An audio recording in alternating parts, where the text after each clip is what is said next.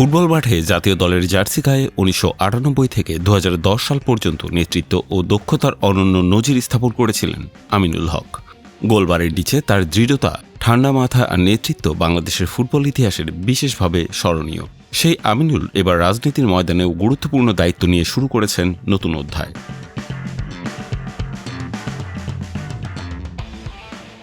তিনি বাংলাদেশ জাতীয় দল বিএনপির কেন্দ্রীয় নির্বাহী কমিটির ক্রীড়া সম্পাদক এবং ঢাকা উত্তর বিএনপির আহ্বায়ক হিসেবে দীর্ঘদিন ধরে সক্রিয়।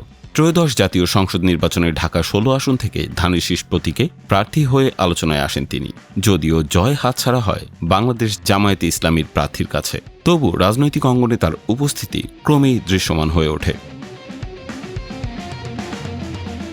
সব আলোচনা জল্পনার অবসান ঘটিয়ে টেকনোক্র্যাট কোঠায় বাংলাদেশ সরকারের যুব ও ক্রীড়া মন্ত্রণালয়ের প্রতিমন্ত্রী হিসেবে শপথ গ্রহণ করেছেন আমিনুল হক।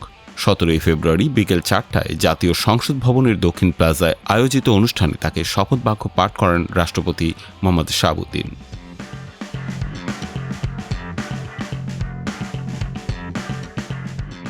জাতীয় দলের হয়ে এক যুগের বেশি সময় খেলা আমিনুল দেশের শীর্ষ ক্লাবগুলোর হয়ে সফল ছিলেন।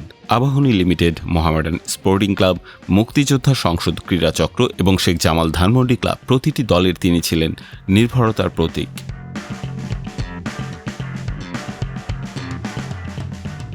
২০০৩ সালে সাব চ্যাম্পিয়নশিপে মালদ্বীপের বিপক্ষে ঐতিহাসিক জয় তার আত্মবিশ্বাস পুরো দলকে উজ্জীবিত করেছিল। ২০১০ সালে সাউথ এশিয়ান গেমে অনূর্ধ্ব ২৩ দলের স্বর্ণপদক অর্জনেও তার ভূমিকা ছিল গুরুত্বপূর্ণ।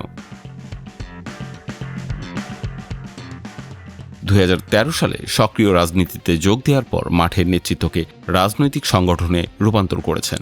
ক্রীড়া সম্পাদক হিসেবে ক্রীড়াঙ্গনে নানা সংকট, অব্যবস্থাপনা ও সম্ভাবনা নিয়ে তিনি সরব থেকেছেন।